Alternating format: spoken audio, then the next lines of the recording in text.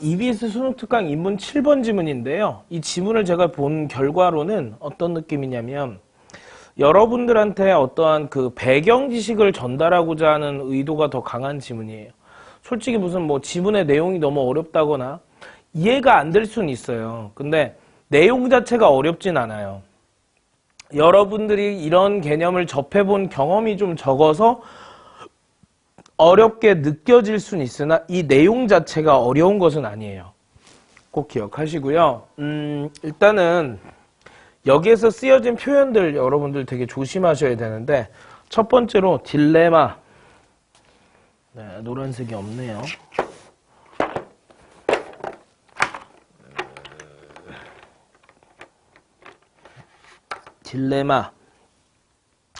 딜레마라는 것은 앞으로 가지도 뒤로 가지도 못하게 하는 거죠. 그래서 어떠한 선택을 하든지 간에 거짓이 되는 경우가 우리가 딜레마라고 합니다.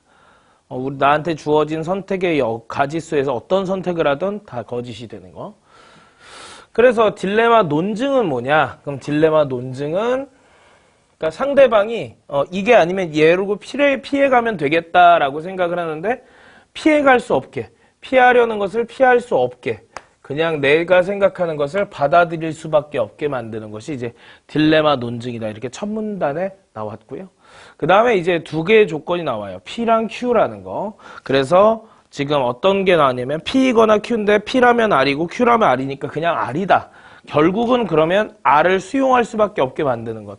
근데 여기서 이 Q라는 것을 이렇게 생각할 수 있어요. P가 아닌 것이다. 이렇게. 이걸 not P라고 여러분이 환원을 시키면 좀 편해져. 그러면 여기서 중요한 것이 모두 만족이 가능한가 불가능한가 해서 일단은 Q랑 P는 동시 만족, 모두 만족, 동시 만족이라고 봐도 상관없어. 동시에 만족이 불가능하다. 이게 핵심이야. 알겠어? 그럼 동시에 만족이 불가능한데 자, 모수는 뭐냐면 모두 불만족, 즉 동시에 모두 불만족한 것도 역시 가능하지 않아. 그러니까 둘 중에 한 가지는 반드시 선택이 되어야 해. 이게 무슨 얘기냐? 그게 배중률 첫 번째. 배중률에서 중자가 가운데 중자예요. 그러니까 가운데가 배제된다. 이렇게 알고 계시면 되겠어요. 가운데가 배제되는 율격이다. 그러니까 가운데가 있으면 돼? 안 돼? 안 돼. 중간 개념이라는 게 없다 이거죠. 무모순성. 둘 중에 한 가지는 반드시 선택되어야 된다는 게 여기서 무모순성이에요. 알겠죠? 그렇다면 이게 이제 모순 관계란 말이야. 그러면 반대 관계는 뭐냐? 배중률을 가지고 있다. 배중률이 없다. 마이너스 배중률. 배중률이 없는 거예요. 즉, 이 말이 무슨 말이야? 중간 개념이라는 게 존재한다는 거지. 배중률이 존재함과 동시에 무모순성 그냥 깨지는 거예요. 알겠죠? 동시에 불만족이 가능해. 즉, 무슨 얘기냐?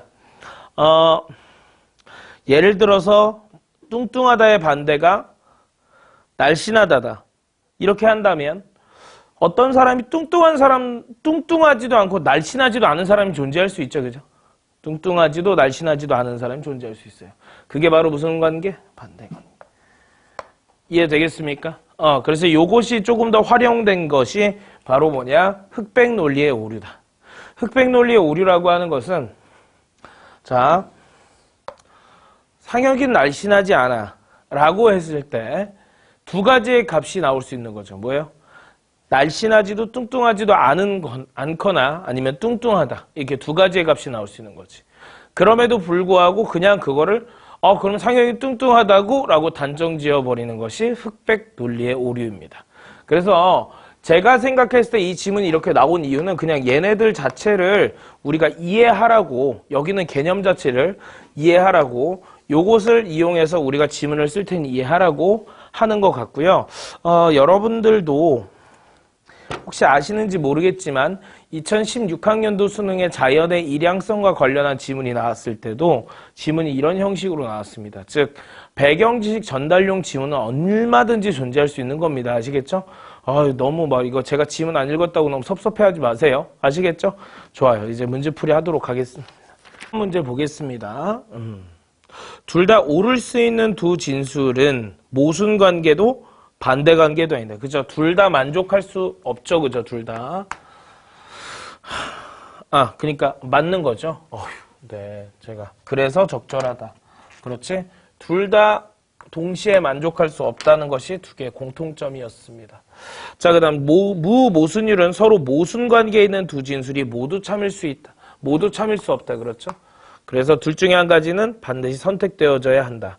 불합리하고 모순된 사고가 있다고 해서 사고의 기본 법칙이 성립하지 않는 것은 아니다. 불합리하고 모순된 사고가 있다. 그래서 사고의 기본 법칙이 성립하지 않는 것은 아니다. 우리가 어디서 만났냐면 요거에서 많이 갔을 건데 몇 번째 문단에 있냐면 배중률 문단으로 가시면 돼요. 하나, 둘, 셋, 넷. 여러분들 이런 예시 있을 때 예시까지 포함해서 한 문단이에요. 그래서 하나, 둘, 셋, 네 번째 문단이네요. 그죠? 그 무모순율 있는 문단에서 보면 아까 우리가 가지고 있었던 배중률과 무모순율이라는 두 가지의 원리를 가지고 있는, 그치? 두 가지의 원리를 가지고 있는 것에서 우리가 보면 알 수 있지만 불합리하게 생각하기도 모순에 휘말리기도 해요. 대부분의 사람들은. 근데 그보다는 이것들은 사고의 논리적 토대, 다시 말해서 이런 역할을 한다라고 했기 때문에 네, 앞에 있는 문장과 연결을 시켜서 보면 가능합니다. 딜레마 논증이 성공하기 위해선 첫 번째 전제를 구성하는 두 진술이 모두 모순 관계여야 한다. 다시 한번 첫 번째 전제를 구성하는 두 진술이 모순이다. 가능하다. 딜레마가 성공하기 위해서 첫 번째 전제를 구성하는 두 진술이 서로 모순. 그렇지? 그렇지 않아서 실패하는 경우가 언제? 반대 관계일 거라고. 자, 그 다음에 모순 관계에 있는 두 진술 중 하나가 옳으면 다른 하나가 그르다고 판단하는 것은 흑백사고가 아니다. 흑백사고는 언제다? 반대 논지에서 모순 관계처럼 대할 때가 흑백사고야. 제가 지금 현재 평소보다 말을 좀 못할 수 있어요. 그죠? 예. 이유가 제가 오늘 이걸 찍기 위해서 이거랑 뭐 수업 몇 가지를 준비하느라고 아직 잠을 못 잤습니다. 지금은 10시인데, 아침 10시인데, 제가 지금 혀가 좀 더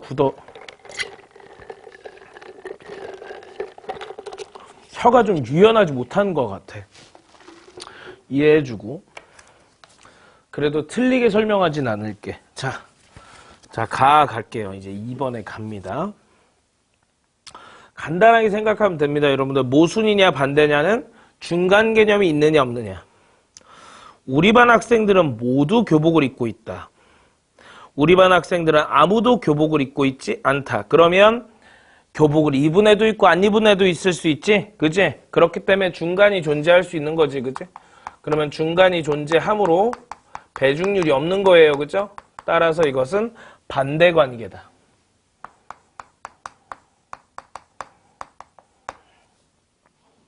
가수로 데뷔한 아이돌은 모두 연기자가 된다. 가수로 데뷔했지만 연기자가 되지 않은 아이돌도 있다. 된다와 되지 않는다. 이거는 가운데가 없죠. 그죠? 그러니까 이건 배중률을 가지고 있는 거예요. 된다와 되지 않는다 사이에는 중간이 없지 않습니까? 그죠? 되지도 되지 않지도 이건 안 되죠. 그죠? 이건 배중률이 존재하기 때문에 이건 무슨 관계다? 모순 관계다. 자, 그 다음에 이 소세지에는 돼지고기가 적어도 50% 들어가 있다. 이 소세지에는 돼지고기가 아무리 많아도 50%가 안 들어있다. 자, 이건 뭐냐면 적어도 50%라는 것은 50%를 포함해서 이상. 그 다음 50%가 안 들어있다는 거 50% 미만. 그러면 어떤 대상에서 50% 이상과 50% 이상은 미만은 뭐니? 중간이 없는 거야. 그지? 배중률이 있다. 그지? 배중률이 있으면 얘도 뭐라고 봐야 된다? 그렇잖아. 예를 들어서 50이라는 숫자가 있는데 이상이라고 하면 이 50을 포함해서 그거보다 큰 거잖아. 그지? 맞아 아니야? 미만의 개념은 뭐니? 50을 제외하고 이렇게 들어가는 거니까 결국은 전체 숫자를 모두 만족시킬 수 있죠. 그래서 중간이란 게 존재할 수 없는 배중률을 가지고 있다. 그래서 정답은 5번이 됩니다. 됐나요? 자, 3번 가겠습니다. 아이들은 공부를 잘하거나 못한다. 공부를 잘하는 아이들에게는 공부하라는 잔소리는 쓸데없다. 공부를 못하는 아이들에게는 공부하라는 잔소리는 쓸데없다. 따라서 아이들에게 공부하라는 잔소리는 쓸데없다인데, 자, 그러면 공부를 잘하거나 못한다는 무슨 차원이냐면 반대 관계죠. 왜요? 공부를 잘하지도 못하지도 않는 친구들이 있잖아요. 그죠? 근데 마치 이거를 뭘로 이끌고 간 거냐면 모순 관계처럼 설명을 해준 거예요. 맞아요. 그럼 기억의 방법은 이거를 피해가라는 거니까 뭐냐. 얘네 두 개의 차이를 이용해서 피해가라고 했지. 그러니까 그 두 개는 모순이 아니에요 라고 설명할 수 있으면 돼. 그럼 그들이 반대입니다 라는 것은 중간 개념이 존재해요. 이거를 설명을 해주면 되는 거죠. 그죠? 그래서 정답이 1번밖에 안 되는 형상입니다. 그죠? 어떤 아이들은 공부를 잘하지도 못하지도 않는다. 이해되죠? 오케이. 다음 4번. 보세요. 배중률에 대한 비판입니다. 보기가 윗글을 바탕으로 이해해라. 배중률은 어떤 것이든 P이거나 P가 아니다 라는 진술이 반드시 오르므로 P이다란 진술과 P가 아니다란 진술 사이에 어떠한 중간지대도 없다고 주장한다. 무엇이 됐건 그것은 P이거나 P가 아닌 것이거나 둘 중 하나이어야 한다고 주장하는 것이다. 그러나 현실은 그렇지 않다.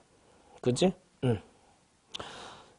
자동차가 빠르게 그리고 느리게 둘 중 하나로 가야 하는 것은 아니기 때문이다. 즉 이게 무슨 얘기냐면 배중률에 대한 비판인데 뭐거다? 중간 개념이 없다고 하지만 중간 개념은 존재한다는 비판이야.